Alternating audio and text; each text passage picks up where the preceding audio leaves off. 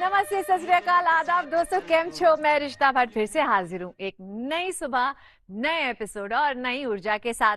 हम सबके प्यारे और दुलारे शो रंगोली लेकर स्वागत करती हूँ आप सबका रंगोली की रंग रंगीली गीतों भरी महफिल में। यूं तो दोस्तों हमारे आसपास धीमे धीमे चलती हुई ये हवा दिखाई नहीं देती, पर इसका एहसास बड़ा गहरा होता है। जब एक ठंडी हवा का झोंका हमें छू कर गुजरता है तो मन में एक अनोखी उमंग और रूमानियत भर जाती है। शायद इसलिए हिंदी सिनेमा के लेखकों और संगीतकारों ने हवाओं को भी पैगाम लाने वाला दूत बनाया। परवीन शाकिर साहिबा ने क्या खूब कहा है, कुछ तो हवा भी सर्द थी, कुछ था तेरा ख्याल भी। कुछ तो हवा भी सर्द थी, कुछ तो तेरा ख्याल भी, दिल को खुशी के साथ साथ होता रहा मलाल भी। तो आइए दोस्तों इसी खूबसूरत शेर के साथ देखते हैं हमारा पहला गाना। तो अभी जो गाना आपने सुना वो ना सिर्फ सुनने में सुहाना है, बल्कि उसे पर्दे पर जिस तरह दिखाया गया उसने सबका दिल जीत लिया। फिल्म दो बदन के डायरेक्टर थे राज खोसला साहब, जो फिल्मों में गानों की पिक्चराइजेशन के लिए पूरे बॉलीवुड में मशहूर थे। इस गाने से जुड़ा एक दिलचस्प किस्सा बताती हूँ आपको। इस फिल्म का संगीत रवि साहब ने दिया था और लिरिक्स शकील बदायूनी जी ने दिए थे। जब शकील जी ने इस गाने के बोल लिखे, जब चली ठंडी हवा, तो रवि साहब ने इसकी धुन बेहद धीमी और ठहराव वाली बनाई। जब ये गाना निर्देशक राज खोसला जी को सुनाया गया तो उन्हें शुरुआत में लग रहा था कि शायद ये गाना फिल्म की रफ्तार को थोड़ा धीमा कर देगा, लेकिन गाने की रिकॉर्डिंग के दौरान जब आशा भोसले जी ने इसमें एक अनोखा दर्द और ठहराव डाला तो राज खोसला जी दंग रह गए। उन्होंने तय कर लिया कि इस गाने को शूटिंग के वक्त बड़े बड़े क्लोजअप शॉट्स के साथ बिना किसी ज्यादा हलचल के सिर्फ आशा पारेख जी के चेहरे के भाव और हवा में उड़ते उनके आंचल के जरिए दिखाया जाएगा। और देखिए उनका ये विजन इतना कामयाब रहा कि आज भी जब ठंडी हवा चलती है तो ये गाना सबसे पहले जुबान पर आता है। खैर, हवाओं के इस सिलसिले को आगे बढ़ाते हैं और चलते हैं एक और गाना देखते हैं। दोस्तों हवाओं के बदलते रुख और फिल्मों के इन म्यूजिकल झोंकों पर बातें अभी बाकी है, लेकिन म्यूजिक की मस्ती और आपके चाय वाले चुस्के वाले ब्रेक के बाद मगर आप कहीं मत जाइएगा, बने रहिए हमारे साथ only on rangoli. Welcome back दोस्तों बात हो रही है हवाओं की और उनमें घुली रोमानियत की। पुराने दौर में जब फिल्मों में रोमांस को बड़े पर्दे पर दिखाया जाता था तो निर्माता निर्देशक खूबसूरत पहाड़, घाट और चलती हवाओं का सहारा लेते थे। दोस्तों फिल्म गुमराह का इन हवाओं में गाना संगीत की दुनिया का एक अनमोल रतन है। इस गाने का संगीत भी रवि साहब ने ही तैयार किया है, लेकिन इस गाने से जुड़ी एक बेहद प्यारी सी मैं बात बताती हूँ आपसे। दरअसल महेंद्र कपूर जी महान गायक मोहम्मद रफी साहब को अपना गुरु मानते थे और उन्हीं के जैसा गाने की कोशिश करते थे। जब इस गाने की रिकॉर्डिंग होनी थी तो महेंद्र कपूर जी थोड़े घबराए हुए थे, क्योंकि गाने की स्केल और ऊंची तान थोड़ी मुश्किल थी। तब रिकॉर्डिंग रूम में आशा भोसले जी ने उनका हौसला बढ़ाया।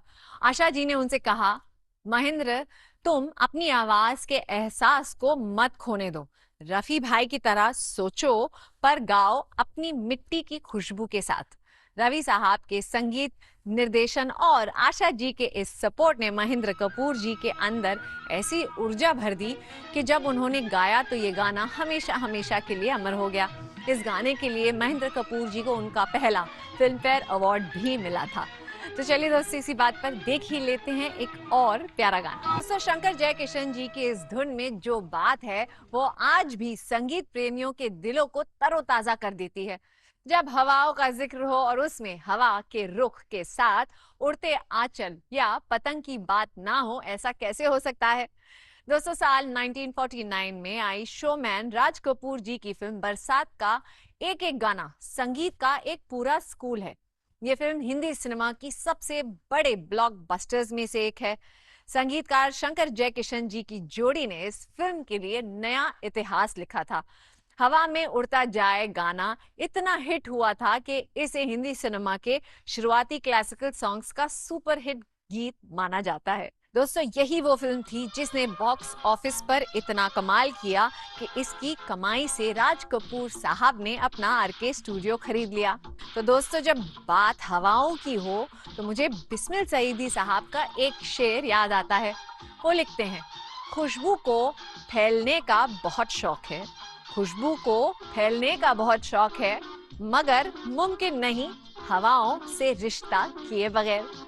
तो चलिए दोस्तों इसी शेर पर देख ही लेते हैं एक और हवा में मचलता गाना। तो हवा पर लिखे गानों में ये गाना सबसे ज्यादा पॉपुलर होने वाले एक चुनिंदा गाना है। क्या थी इसके पॉपुलर होने की वजह बताऊंगी, लेकिन एक चिटकू मिटकू ब्रेक के बाद। मगर आप कहीं मत जाइएगा, बने रहिए हमारे साथ only on rangoli. Welcome back दोस्तों। अब तक हमने गोल्डन एरा की रोमानी हवाओं का लुत्फ उठाया, लेकिन ब्रेक पर जाने से पहले जो गाना आपने देखा उसने हवा का रुख थोड़ा बदल दिया और महफिल में थोड़ी मस्ती और हाई एनर्जी घोल दी। दरअसल दोस्तों ये बात है 1980s के उस दौर की जब पूरा देश एक गाने की धुन पर झूम उठा था।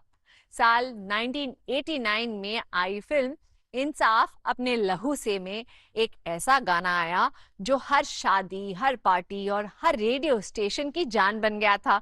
ये गाना आज भी जब बजता है तो पांव अपने आप थिरकने लगते हैं। इस गाने के हिट होने में इसके बोल और इसकी धुन ने जो मेजर रोल निभाया था वो काबिले तारीफ था। उस दौर में दोस्तों जहां डांस नंबर सुपरहिट होते थे, ऐसे में एक अलग तरीके के बोल के साथ जब ये गाना आया तो लोगों ने इसे बहुत ज्यादा पसंद किया। वैसे हवाओं का काम सिर्फ खुशबू लुटाना ही नहीं बल्कि दिल दिमाग को तरोताजा कर देना भी है। तभी तो बशीर बद्र साहब ने लिखा है, नहीं है मेरे मुकद्दर में रोशनी ना सही, नहीं है मेरे मुकद्दर में रोशनी ना सही, ये खिड़की खोलो जरा सुबह की हवा ही लगे।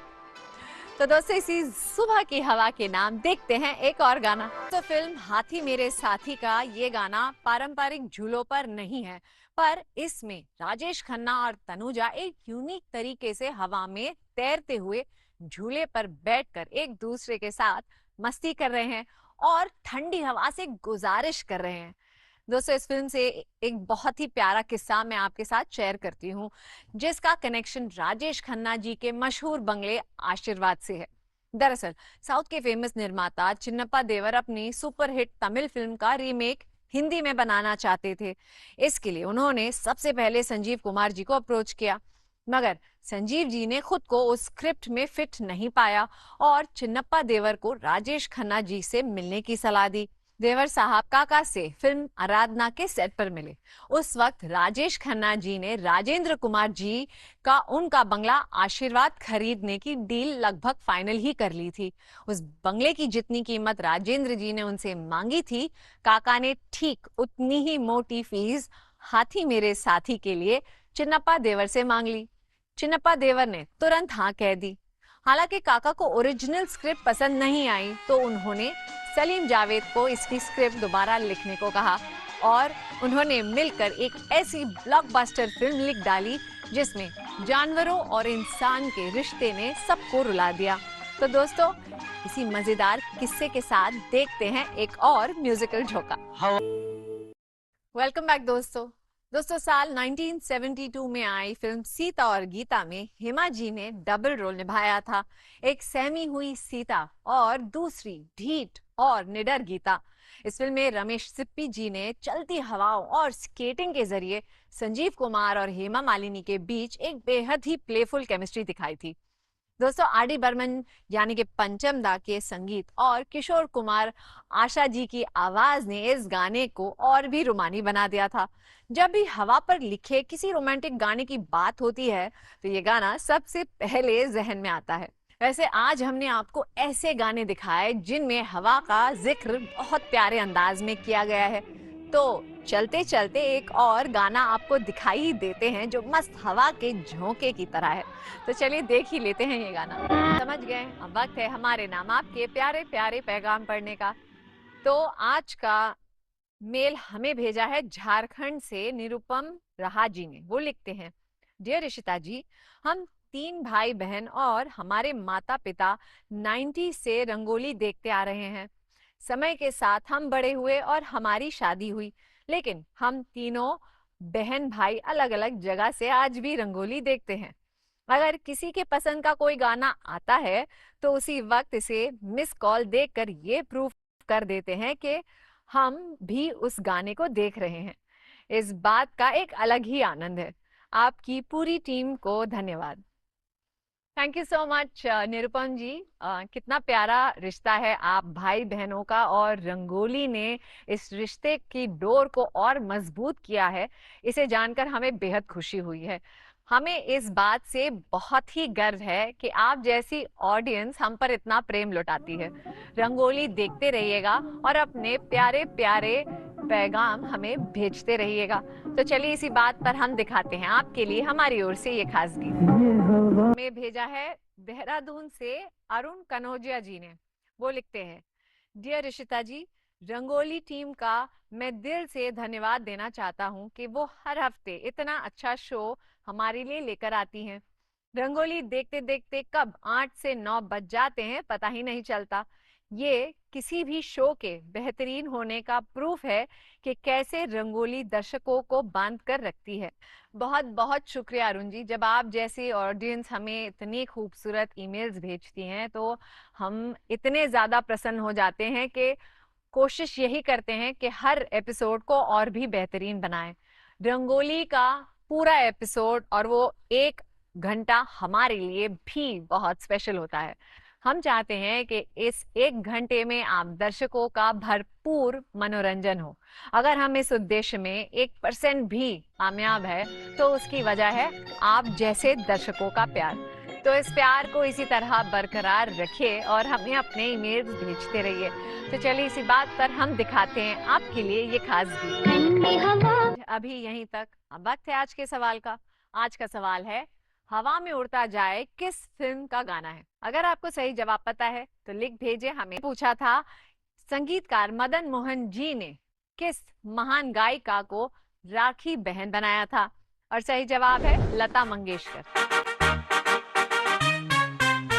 सही जवाब भेजने वाले दर्शकों के नाम हैं अश्वनी दवे जोधपुर से, मनाली राणे मुंबई से, नंद कुमार होतकर बेंगलुरु से, तुषार वसाने महाराष्ट्र से, सुरेंद्र सावे मुंबई से, सुरेश पांडे दादर मुंबई से, जयप्रकाश मांझी नई दिल्ली से, श्रीपाल गोयल हरियाणा से, रविंद्र ग्रोवर फरीदाबाद से, ओंकार और तारा मिश्रा कानपुर से, पारुल शेठ मुंबई से, मिथिलेश आजाद मुंबई से, रचना मोदक इंदौर से, अंजलि चंद्राकर वर्धा महाराष्ट्र से, अभय कदम मुंबई से, नितिला वल्ली तमिलनाडु से, निकुंज चौहान अहमदाबाद से, सनत पिमए पुणे से, विपिन मिरानी छत्तीसगढ़ से, मधु शुक्ला झारखंड से, अरुण और करुणा गाड़े अंधेरी मुंबई से, लेखा खरे नई दिल्ली से, निधि मल्ल देहरादून उत्तराखंड से, मुरलीधर बर्वे मुंबई से, प्रसाद मांजरेकर नवी मुंबई से, गायत्री सावंत महाराष्ट्र से, गणपत संगपाल सातारा से, जयपाल पिंपले पुणे से, सोनल और नितेश मुंजाल अहमदाबाद से, नरेश मंथा पुरवार अमरावती महाराष्ट्र से, ब्रजेंद्र सिंह कोटा राजस्थान से,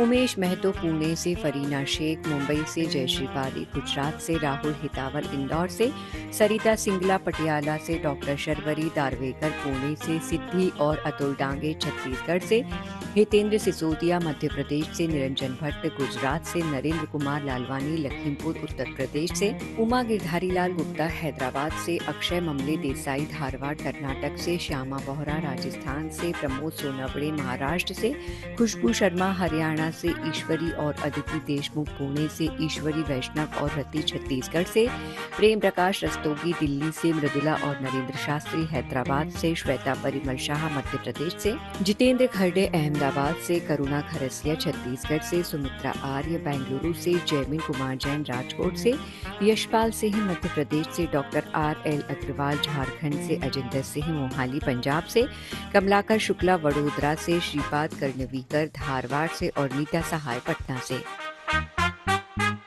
आप हमें अपने सवाल का जवाब, अपनी फरमाइश और अपने सुझाव इस ईमेल आईडी पर भेज सकते हैं ddnationalrangoli@gmail.com। अगले हफ्ते फिर मिलेंगे।